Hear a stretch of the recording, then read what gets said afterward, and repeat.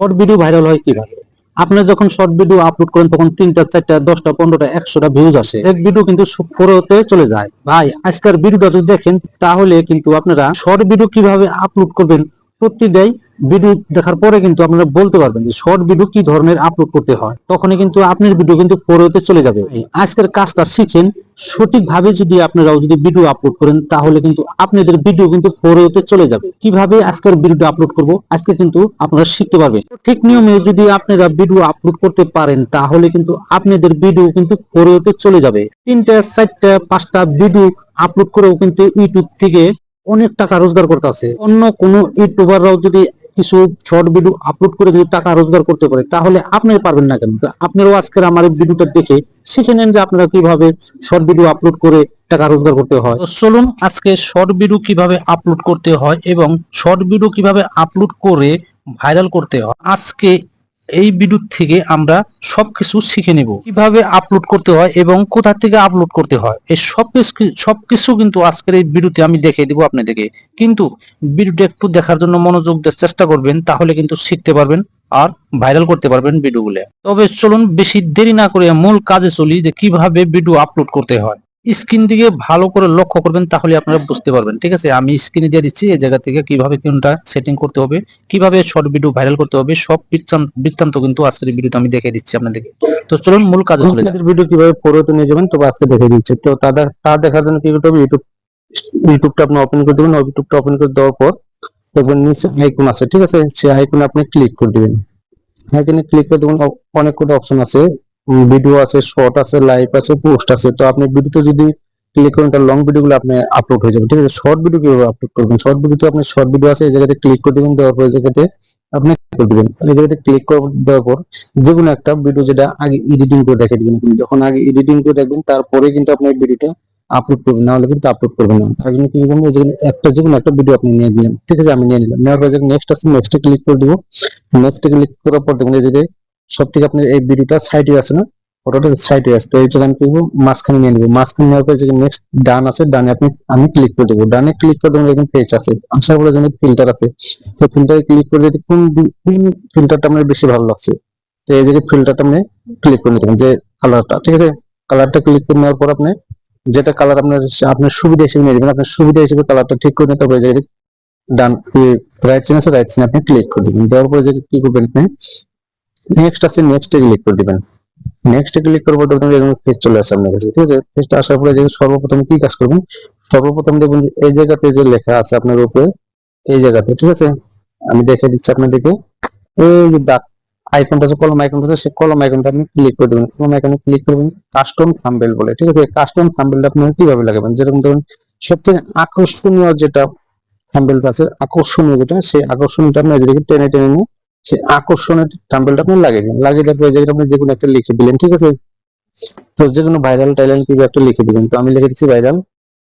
লিখে দেওয়ার পর যদি কালার যদি চেঞ্জ করতে পারেন তাহলে কালারটাও চেঞ্জ করে নিতে পারবেন। তো আমার যে কালারটা ভালো লাগলো সেই হিসেবে আমি চেঞ্জ করে নিলাম, ঠিক আছে। তো আপনার হিসেবে আপনারা নিয়ে নেবেন। এটার কি করবেন, সুন্দর করে এক জায়গায় বসিয়ে দিবেন, ঠিক আছে। এই জায়গায় সুন্দর করে যারা মারা ধরে উপর নিয়ে বসিয়ে দিবেন। একটু বড় যদি করতে চান বড় করতে পারবেন, একদম বড় করতে চান এটা বড় করতে পারবেন, ঠিক আছে। আমি কিন্তু বড় করে দিলাম, এটা নিচে একটু টাইনে আনে আমি এই জায়গায় বসিয়ে দিলাম। বসাই দেওয়ার পরে এই যে রাইট চিহ্ন আছে, রাইট চিহ্ন আমি ক্লিক করে দেবো। রাইট চিহ্ন ক্লিক করে যখন পেজ আসছে আপনার সামনে, আমার আকর্ষণীয় যেটা থাম্বনেল আছে আকর্ষণীয় থাম্বনেলটা আমার সামনে এসে গেল, ঠিক আছে। আসার পরে এই জায়গায় লেখা আছে আপনার ক্যাপ্টেন ইউর শর্ট লেখা আছে, দেখুন এই তো ক্যাপ্টেন ইউর শর্ট লেখা আছে। এই জায়গাতে যেটা যে রিলেটিভে আপনি ভিডিওটা বানাবেন সেই রিলেটিভ হিসাবে এই জায়গায় লিখতে হবে। তো লিখার আগে একটা হ্যাশট্যাগ মেরে তারপরে লিখবেন, ঠিক আছে। হ্যাশট্যাগ যে রিলেটিভ ভিডিও আছে সেই রিলেটিভ হিসেবে লিখবেন আর হ্যাশট্যাগ ব্যবহার করবেন, ঠিক আছে।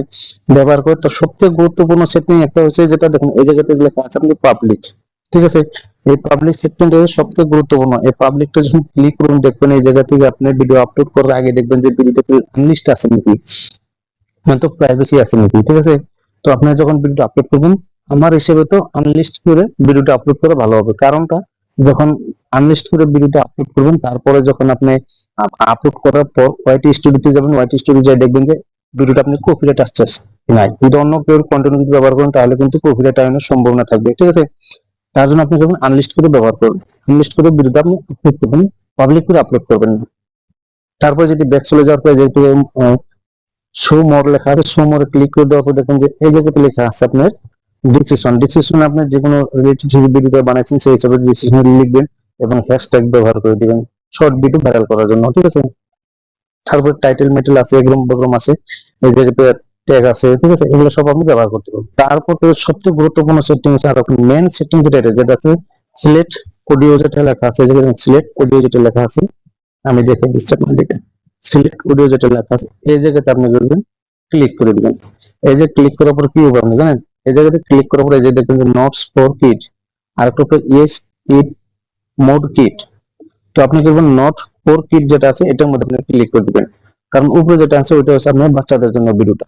যখন আপনি ভিডিওটা আপলোড করবেন ওই জায়গাতে ক্লিক করে যদি আপনি ভিডিওটা আপলোড করেন তখন এই ভিডিওটা কি করবে ইউটিউব অ্যালগরিদম থেকে আপনি বাচ্চাদের কাছে ভিডিওটা পাঠিয়ে দিবেন। যদি নিচে যদি নটস ফর কিড যদি আপনি ক্লিক করে যদি ভিডিওটা আপলোড করেন তাহলে কিন্তু এটা আপনি ছোট বড় সবার জন্য কিন্তু ভিডিওটা সবার কাছে পাঠাবে ইউটিউব অ্যালগরিদম থেকে, ঠিক আছে। তো মেইন সেটিং এটা, এই সেটিংটা সবথেকে গুরুত্বপূর্ণ সেটিংটা, এই সেটিংটা আপনি আগে করে নেবেন। নেওয়ার পরে জায়গাতে কি করবেন সবকিছু আপলোড হওয়ার পর তারপরে কি করবেন আপনি এই জায়গাতে আপলোড আছে, এই আপলোড আপনি ক্লিক করে দেওয়ার পরে ভিডিওটা আপনি আপলোড হয়ে যাবে, ঠিক আছে। আপলোড হওয়ার পরে কি করবেন যেটা আনলিস্ট করে রেখেছেন এটা আপনি 1 ঘন্টা 2 ঘন্টা পর যায় কিন্তু আপনি তারপরে কোয়ালিটি স্টুডিও থেকে এটাকে পাবলিক করে দেবেন। আপনি যে টাইমে ভিডিওটা আপলোড পাবলিক করবেন মানে একটা টাইম, সঠিক একটা টাইম নিয়ে নেবেন, যেরকম সকাল 8টা থেকে 5টা থেকে 8টা পর্যন্ত, রাত্রিবেলা আপনি 4টা থেকে 9টা পর্যন্ত, এর মধ্যে কিন্তু ভিডিওটা আপলোড করার জন্য চেষ্টা করবেন, তাহলে ভিডিওটা কিন্তু ভাইরাল হওয়ার সম্ভাবনা আছে। তো দেখুন এই ছোট্ট একটা ভিডিও থেকে দেখে যদি ছোট্ট একটা ভিডিও দেখে যদি আপনাদের যদি কোনো উপকার হয়ে থাকে তাহলে ভিডিওটাকে আপনার লাইক এবং সাবস্ক্রাইবার করে এবং শেয়ার করে কমেন্ট করে জানিয়ে দিবেন কোন পার্টটা আপনার বেশি ভালো হয়েছে, কমেন্টে জানাবেন, লাইক করতে কিন্তু কেউ বলবেন না। তো আগামী ভিডিওতে আপনাদের সাথে ফিরে দেখাবো। আজকের মতন ধন্যবাদ, খুদা হাফেজ।